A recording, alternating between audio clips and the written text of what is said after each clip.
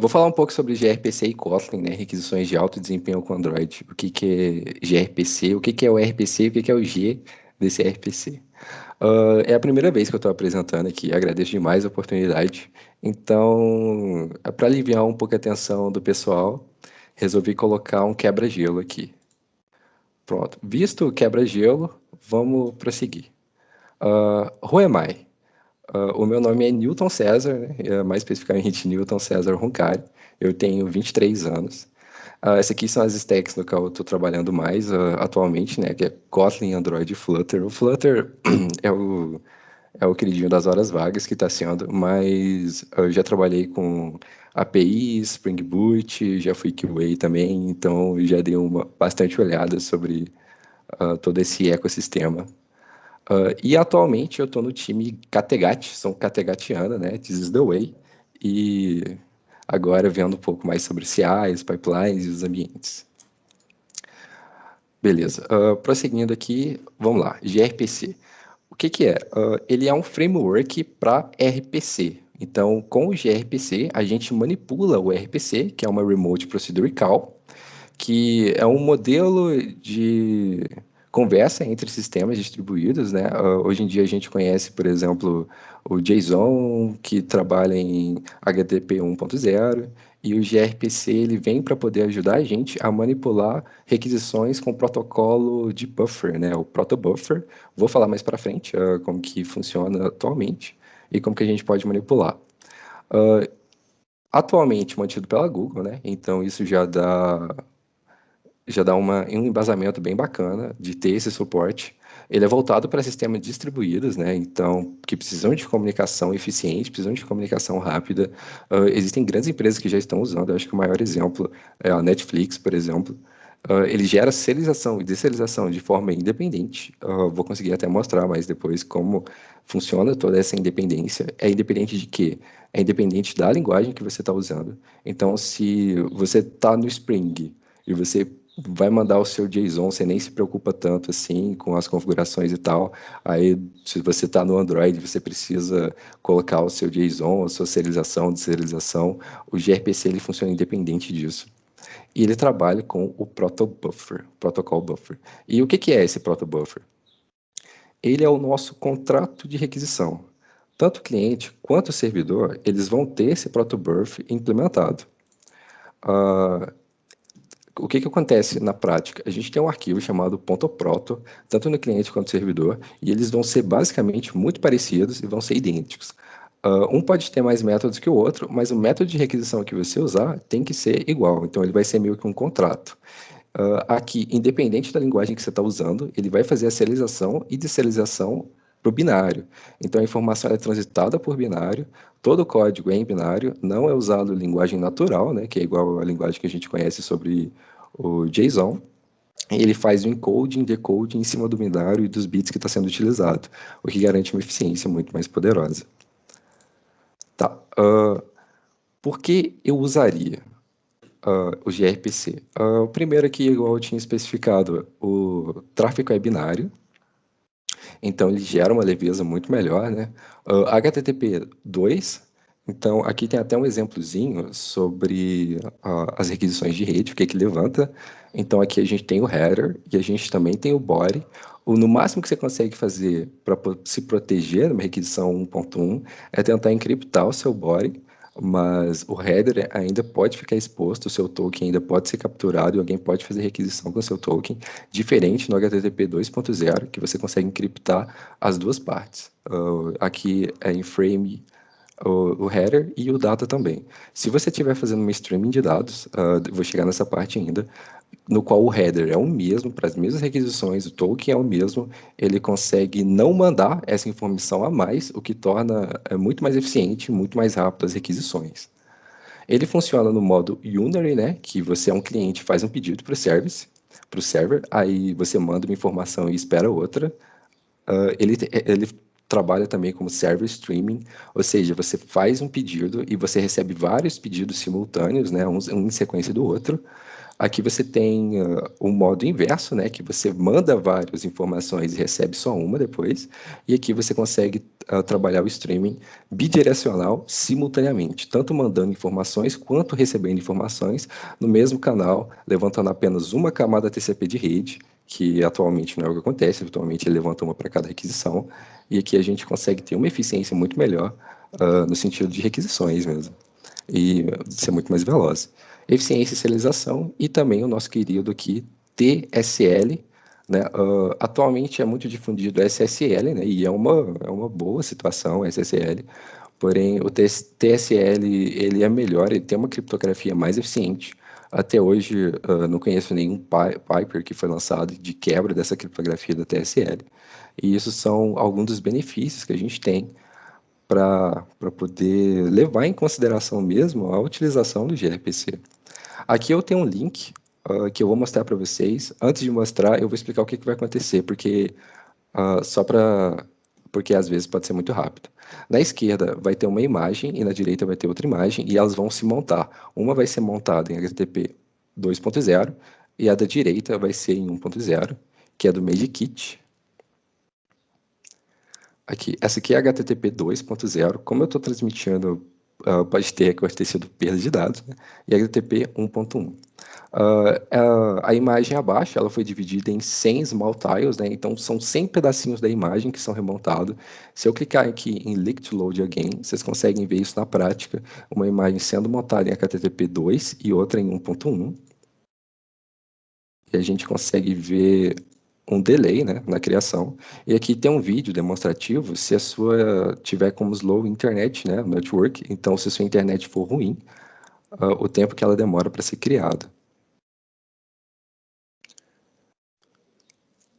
Tá, a gente percebe aqui bem consideravelmente a quantidade de tempo e de diferença de uma para outra.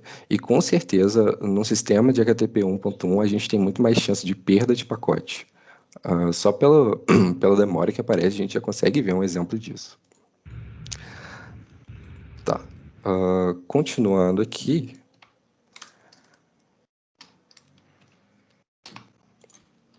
Opa, os slides tentam passar a perna, gente. Show me the code. Eu vou tentar mostrar para vocês um pouco do código. Na verdade, não só mostrar, mas eu vou tentar implementar um método junto com vocês aqui para ser uma coisa mais didática. Como eu estou transmitindo, eu codificando, então provavelmente vai dar tudo errado, mas a gente vai torcer para que não aconteça. Nada, Tá. gente. Vai dar certo. Vamos lá, vai dar certo. A gente tá. O que que eu fiz até aqui? Até aqui eu só criei um app mesmo e excluí o new project e excluí o empty activity para ser uma activity vazia, né? Para eu não trapacear. E eu vou falar exatamente o que que eu fiz até aqui. Primeiro, eu fiz as importações, né? Aqui são as importações necessárias para o gRPC. Vocês podem ver que ele usa o Protobuf Lite, ele usa o OKHTTP do próprio grupo de gRPC na hora da importação. E eu também coloquei aqui umas coroutines, porque se der tempo, acho que dá para explicar até o streaming, né? O método que a gente vai criar é um método no qual eu vou mandar um usuário e a API vai me retornar se deu certo para criar esse usuário lá na API ou se deu errado. Aqui o coroutine seria para poder explicar como que eu posso receber uma streaming de dados, né? A gente faz isso via threads assíncronas. Aqui foi colocado também o protobuf. Isso aqui é o script de geração de artefato. Ele vai ajudar na geração das classes. Vou criar o arquivo .proto, né? Que vai servir ali de protocolo entre o cliente e o servidor. E ele vai gerar as classes já já. Eu mostro para vocês também. E aqui eu tenho o ID. Só um pouquinho. É porque eu sou cega, saca? Aham. Eu aumento aqui, gente. É só porque eu sou mesmo. Não sei se o resto é, mas eu sou de Manhattan, então. Valeu. Tá. Tá interessante assim? Assim eu consigo ver. Beleza. A gente, qualquer coisa, vocês podem me interromper no meio, não tem problema não. Assim Aqui tá bom. valeu. Aqui tem um plugin, né, que a gente vai usar também de utilização. E no do project, a única coisa que a gente vai colocar, acrescentar aqui, é um class path para usar o do Gradle. nesse mês de outubro, né? Estou usando a 0.8.17. E a última coisa que eu fiz aqui, só para economizar tempo, que eu já fiz direto também, foi colocar a permissão de internet. Porque eu estou rodando a API na minha máquina, né? Então, isso aqui já vai me ajudar, é o suficiente. Qual que é a primeira coisa que a gente faz para poder criar uma requisição em gRPC? A gente pode vir em Project, você vai em App, src, main, e aqui você pode criar o seu próprio pacote. No meu caso, eu vou criar um diretório chamado Proto, e aqui eu já vou criar um arquivo, que vai ser o meu contrato, né? Só que eu vou dar o nome de contract.proto. Ok, com o meu contrato já criado, eu vou começar a escrever um arquivo proto que ele vai servir de protocolo. Mas antes, o que dá para explicar é que quando você cria um arquivo .proto, o seu Android Studio vai falar assim, ó, eu não sei o que é .proto ou não, você vai ter que escolher aqui se é texto, se é alguma coisa assim. Para você passar disso, é só baixar os plugins do Proto para ele poder reconhecer, ou você cria esse arquivo separado do seu projeto e depois encaixa ele aqui, que o Android Studio ele vai baixar o plugin automaticamente. A primeira coisa que a gente pode fazer no arquivo.proto é utilizar a sintaxe, que aí ele já vai te ajudar na escritura. A gente vai usar a sintaxe do Proto 3, ponto e vírgula. O que acontece? Se eu não passar a sintaxe que eu estou usando, ele vai achar que eu estou usando o Proto 2 e não é isso que a gente quer o Proto. O package Proto, né, que foi o nome do diretório que eu dei, e a gente vai usar três options que vão servir como configuração do arquivo. O primeiro é de Java Package. Tá, aqui no caso, se você for fazer, por exemplo, no seu Android Studio, você vai saber qual que você vai precisar usar. No meu caso, Java é com nroncaro e proto requisition test. Então, já vou colocar aqui.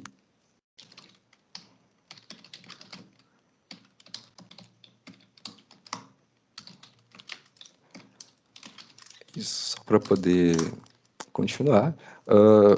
Vou colocar outro option, que vai ser o nome da nossa classe, né? Para poder ajudar ali, né, a verificar mesmo qual classe que eu estou sendo usado. Vou colocar o nome de userProto, já que a nossa ideia é mandar um usuário e ver se deu certo ou não. E o último option que eu vou usar é o Java Multiple Files. Para que ele serve? Esse Java Multiple Files, ele serve para entender entidades que dão dentro de outras entidades. Dentro do arquivo proto, a gente vai criar nossos objetos, só que o nome não é objeto, é entidade, né? A gente vai usar um usuário. Então, para ele entender objetos dentro de outros objetos, a gente passa esse parâmetro. E agora eu vou criar o nosso método de requisição, que é o nosso service.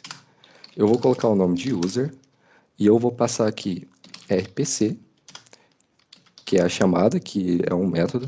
Vou colocar o nome de create user e vou passar um user request, que é o user da nossa requisição. E o que esse método vai retornar é uma API response. Não precisa ser esses nomes, pode ser o nome que quiser. Então aqui eu preciso mandar o user e estou esperando a API response. Eu vou criar essas entidades agora, então eu posso usar o user request. E o que ele vai ter? Eu vou colocar dois atributos. O primeiro é o username e o segundo é um password. Vou colocar string, para ele entender que é uma linguagem textual. E vou colocar username. Vocês viram que eu coloquei igual a 1, mas não significa que ele recebe esse 1. Significa só a identificação do parâmetro. Na hora de fazer a deserialização e serialização, ele precisa desse número. Não significa que que eu falo que username está recebendo 1. Eu posso colocar aqui também o meu password. Então, recebi 2, porque ele vai ser a minha segunda parametrização. E falta aqui o API response.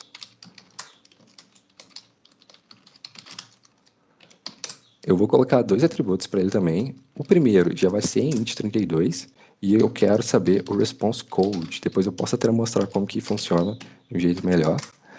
E o segundo aqui que eu vou mostrar é uma string que é o response message, que recebe 2. Pronto. Então aqui já está criado, né? Não tem nada de vermelho mais, não tem nada que esteja precisando de mais manutenção.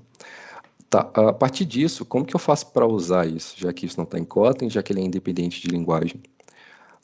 Eu vou passar aqui para Android e eu vou fazer um build, né? Eu vou colocar um clean project, nem precisa se for a primeira vez, mas eu vou dar um rebuild para mostrar para vocês como que ele nos dá acesso à manipulação desse método e dessas entidades. Tá, vou abrir aqui as classes que foram geradas, né? A gente tem aqui o meu user gRPC. O que é o user gRPC? Ele é a minha requisição, né? O meu service. Ele coloca a palavra gRPC na frente do meu user. Se fosse outro, seria outro. Aqui o handler, né? Eu posso controlar os meus cabeçalhos e tudo mais. E aqui ele gera a interface, user prot, user request. E gera as nossas entidades, né? A nossa API response e aqui ele gera a nossa entidade user request. Cada um deles tem uma inner class dentro dele, então já tem um padrão builder para a gente criar esses caras e vamos lá. A única coisa que eu tenho aqui é um create, né? Igual a gente tinha falado. Esse errinho aqui, gente, é só por causa do Sonar. Tô usando o Sonar e ele fica reclamando às vezes, mas a gente vai deixar bonitão o código. A primeira coisa que a gente precisa fazer para uma requisição é levantar um canal para servir de transição de informação, tanto entre o cliente e o servidor. Então, eu vou usar a classe Manage Channel Builder e eu vou passar for address. Aqui eu vou passar o meu IP e a porta que eu estou usando. Se eu dar um if config aqui, tá, 192.168.100.4, por favor, não me hackeiem. 192.168.100.4. Tem que passar assim. E eu vou colocar a porta que eu estou usando. Eu estou rodando uma API e ela está usando a porta 50052. Então vai ser a porta que eu vou usar.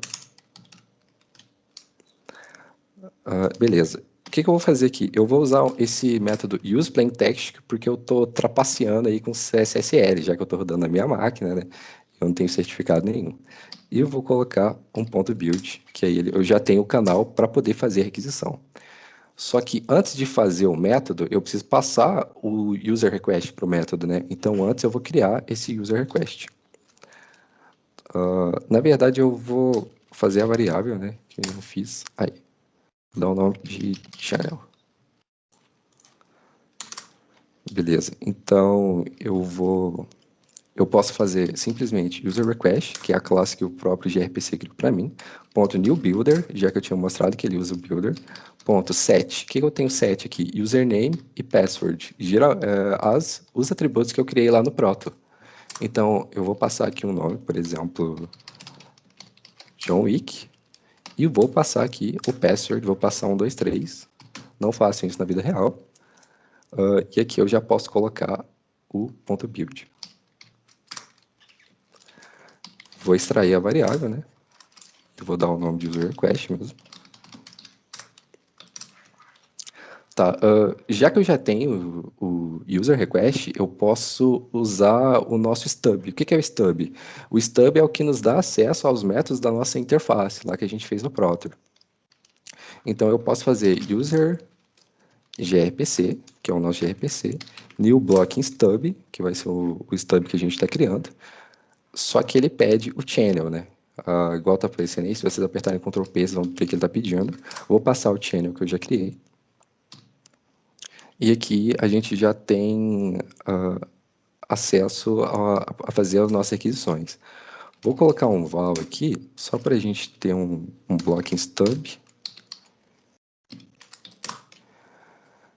E agora eu já consigo ter a resposta da requisição, que no caso eu posso fazer blocking stub, ponto, create user é um método da requisição que a gente usou, e ele pede um user request. A gente já tem o user request na mão ali que a gente criou lá em cima, e eu vou extrair para uma variável, que vai ser a nossa API response.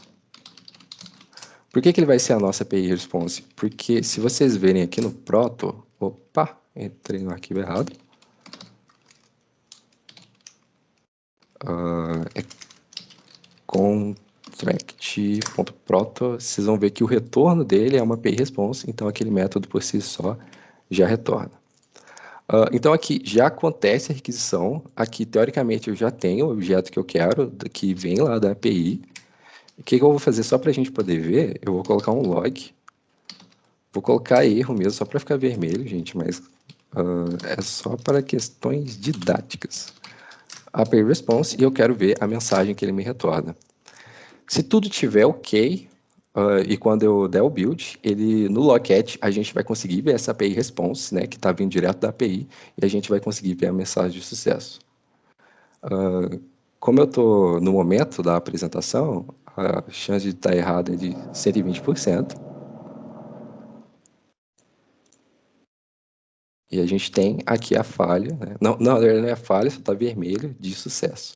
O que essa API está validando? Ela está validando só se tem valor dentro do username e do password.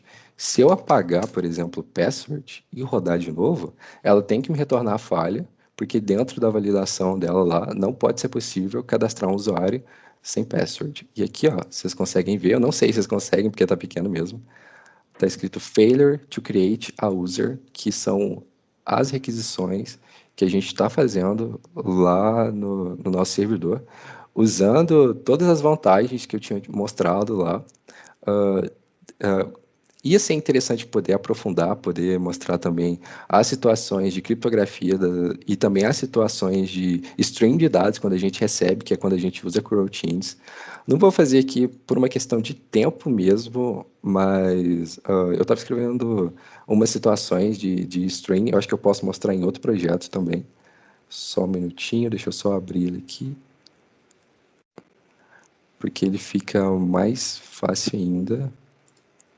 Na verdade, está aqui, ó. Esse aqui foi uma outra situação no qual eu estava usando o stream de dados, então aqui a gente consegue ver a coroutine, né? Estou fazendo o room blocking, e no qual aqui eu estou usando um método chamado getUsers, e ele retorna uma string de usuários, ou seja, um monte de informação consecutiva. Eu estou usando o flow, sflow.collect, o collect ele fica observando as requisições que estão chegando, e aqui eu faço ele printar todas as vezes.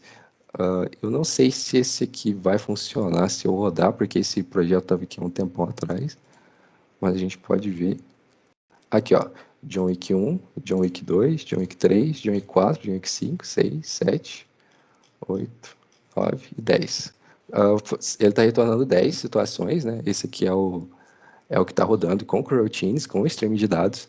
Aí você pode pensar, nossa, mas não era para ser rápido? É porque eu coloquei um delay na API de 1 segundo, porque senão ia aparecer tudo de uma vez, e assim fica mais interessante para a gente poder ver. Outra coisa que é interessante de mostrar também é esse cara aqui, que é o Bloom RPC. Ele é o postman do RPC, do gRPC. Como que a gente faz para carregar um arquivo? É só vir aqui, entrar no seu arquivo do seu projeto, achar o arquivo .proto que você criou, clica 2 vezes e ele já vai entender os métodos que tem e já vai conseguir fazer as requisições. Isso aqui é muito bom para você poder testar a sua API sem precisar do cliente. Aqui eu vou testar uma unary call, né, que aqui ele retorna o sucesso. Deixa eu ver se está funcionando mesmo. Deixa eu apagar essa linha aqui. Aqui ele já dá failure. Infelizmente eu não consigo aumentar, mas aqui embaixo a gente tem um método, né, que eu acabei de mostrar, que recebe uma string de dados, que é o getUser, e se eu mandar rodar, ó, ele recebe uma string, recebe outra string, o John Wick 2, o John Wick 3, o John Wick 4, o John Wick 5, o John Wick 6, o John Wick 7. Só que John Wick é bom só o 1 e o 2, gente. E tá, para poder finalizar aqui, já que mostrado as requisições, tutorialzinho que a gente fez, e também já mostrado o código, como diria o Linux, show me the code. Bom, coloquei aqui a listinha de fontes que eu também usei. Gostaria muito de orientar a buscarem, é muito interessante, a implementação ia ser muito bacana de ser feita, os resultados iam ser muito interessantes de serem vistos. Estou cansado já de abrir o Xbox Cloud e ficar lagando. Então, eu sou muito adepto mesmo a gRPC. Aqui tá as minhas, entre aspas, redes sociais, né? O GitHub, o LinkedIn, o Sorcerer. Se alguém quiser implementar, precisar de alguma ajuda, quiser discutir ou qualquer coisa, pode me chamar, pode mandar mensagem via e-mail, LinkedIn, sinal de fumaça, mensagem do Pix, estou aceitando também. E é isso, pessoal, agradeço demais. Até mais e obrigado pelos peixes.